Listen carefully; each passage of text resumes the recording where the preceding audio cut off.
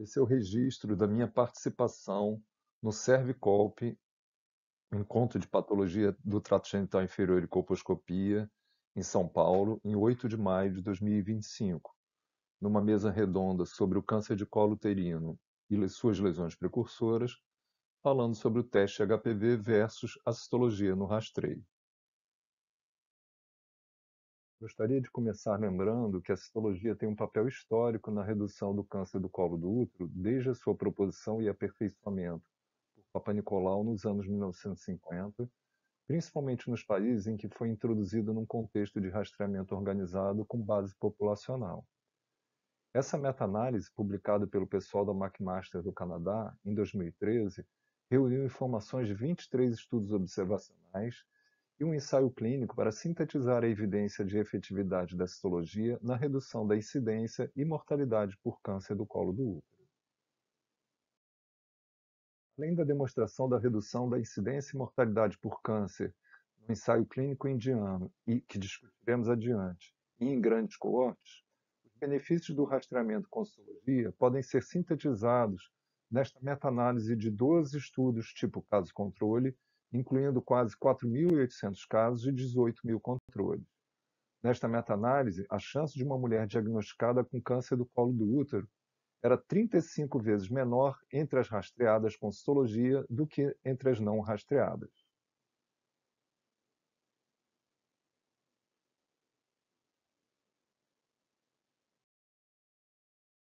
A transição da citologia para os testes moleculares pode ser demarcada como feito pela IARC, a Agência Internacional de Pesquisa contra o Câncer, vinculada à OMS.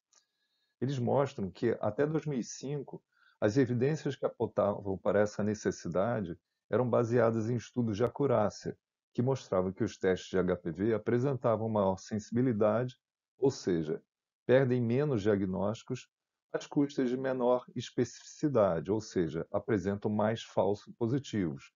O que significa que nem todas as mulheres com HPV oncogênico têm uma lesão precursora ou câncer. A partir de 2005, começaram a ser divulgadas evidências obtidas em estudos com segmento, sejam ensaios clínicos ou coortes.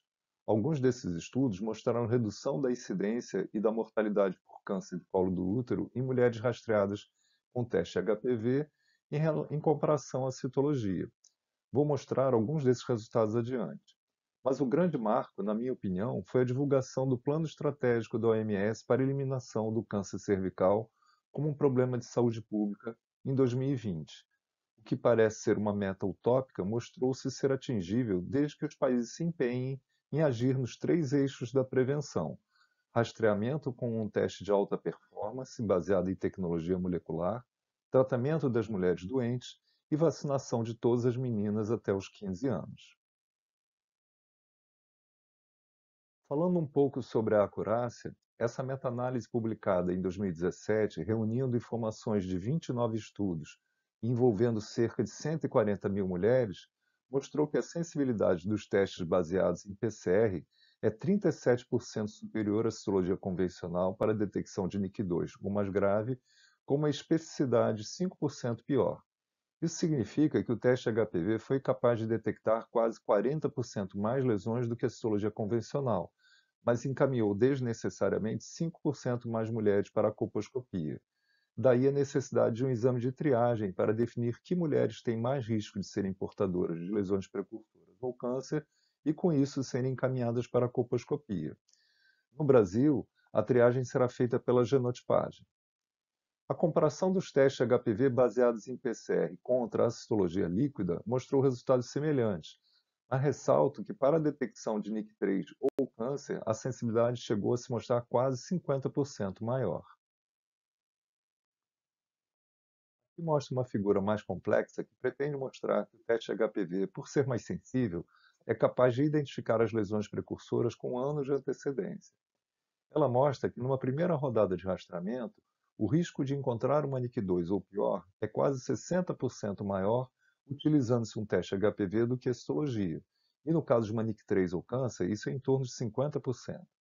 Já numa segunda rodada, o risco do teste HPV detectar uma lesão precursora ou câncer cai para metade do que é encontrado pela citologia. Ou seja, a citologia precisa de mais rodadas de rastreamento, precisa ser repetida para detectar lesões que o teste HPV já teria detectado numa primeira rodada.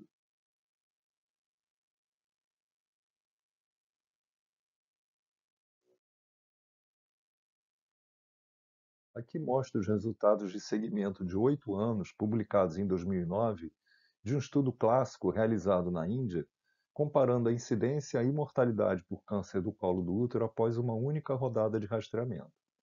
Nesse gráfico, já é possível mostrar que a incidência de câncer é menor nas regiões em que o teste foi utilizado em relação a outras estratégias de rastreamento, incluindo a citologia. Mas isso fica mais evidente quando a comparação é feita para incidência de câncer em estadios mais avançados, confirmando a capacidade do teste antecipar os diagnósticos. Isso se traduz na menor taxa de mortalidade por câncer nas regiões que o teste HPV foi o método de rastreamento utilizado. Esse outro slide mostra o segmento de até 8 anos de 4 grandes estudos europeus que avaliaram o rastreamento com teste de HPV contra a citologia no mundo real, em que as mulheres realizaram pelo menos 2 rodadas de rastreamento.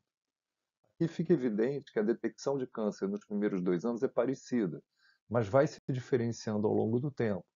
Isso é ainda mais evidente quando são consideradas as mulheres que eram negativas ao início dos estudos, mostrando que novas lesões tendem a ser detectadas mais precocemente quando se utiliza esses testes. Consequência de todo esse conhecimento acumulado, dentre 139 países que realizavam rastreamento para câncer do colo do útero em 2020, 48 ou 35% adotaram ou estavam em transição para o rastreio baseado em teste de HPV. Em resumo, para comparar os dois testes de rastreamento, podemos fazer uma breve análise de vantagens e desvantagens de cada um deles. Em primeiro lugar, não podemos deixar de reconhecer que a citologia, introduzida nos anos 1960, reduziu significativamente a incidência e a mortalidade por câncer de colo do útero, principalmente nos países nórdicos, e onde foi utilizada no rastreamento com base populacional e organizado. Todavia, esse é um teste de desempenho variável, subjetivo, com forte necessidade de treinamento e de garantia de qualidade.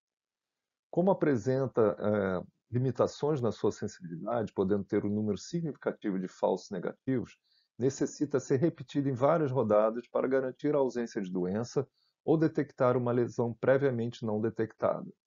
Também é esperado um pior desempenho num contexto de menor frequência de doença, como em mulheres vacinadas. Lembrando que em 2025 a primeira coorte de mulheres vacinadas atingirá a idade do início de rastreamento. Já a citologia líquida tem apresentado desempenho semelhante à citologia convencional, mas é capaz de reduzir o percentual de amostras insatisfatórias. Apesar de muito alardeado, esse percentual não chega a ser muito relevante. No Brasil, acontece cerca de 1% dos casos. E aqui lembro que amostras insatisfatórias são aquelas em que não há material celular suficiente para diagnóstico, ou está encoberto por sangue ou está dessecado. A maior vantagem que enxergo na citologia líquida é que permite a realização de testes adicionais quando positiva no mesmo material. Ou seja, num rastreamento baseado nesse método, a partir de um resultado ASCII-US ou LCIL, é possível fazer outro teste para definir a necessidade de colposcopia. Esse novo teste pode ser uma PCR para HPV ou a dupla marcação por P16 e KI67. Mas se a prática for encaminhar todas as mulheres com citologia alterada para a colposcopia, como costuma acontecer na saúde suplementar, nem essa vantagem chega a ser utilizada. Por outro lado, além de oferecer as mesmas desvantagens da citologia convencional, apresenta maior custo. Já no caso dos testes de HPV, além da maior sensibilidade e evidências consistentes de redução da incidência e mortalidade por câncer do colo do útero, mesmo que a mulher realize apenas um teste, é um teste automatizado e, portanto, objetivo, não dependendo da interpretação humana como na citologia. Também, devido à sua maior sensibilidade, pode ser realizado em intervalos maiores. No Brasil, a recomendação será a cada 5 anos. Ainda, o teste permite a autocoleta, o que facilita o acesso de mulheres resistentes ao rastreamento ou em situações de vulnerabilidade. Por outro lado, como é mais sensível, acarreta em mais resultados falsos positivos, o que coloca a necessidade de um teste para triagem para encaminhamento para colposcopia ou tratamento. No Brasil, o teste foi aprovado pela Conitec com o uso da genotipagem, ou seja, o teste de rastreamento é ao mesmo tempo de triagem. Por exemplo, se o teste é positivo para a detecção de tipos 16 ou 18, a mulher já deve ser encaminhada para a colposcopia, pois essa é a situação de maior risco de haver uma lesão precursora ou câncer. Mesmo assim, as evidências mostram que haverá uma sobrecarga de serviços de colposcopia. E, por fim, lembrar que, apesar do maior custo unitário, apresenta melhor relação custo-efetividade do que a citologia, se utilizado na periodicidade recomendada, a cada 5 anos, e num contexto de rastreamento organizado. Obrigado por sua atenção.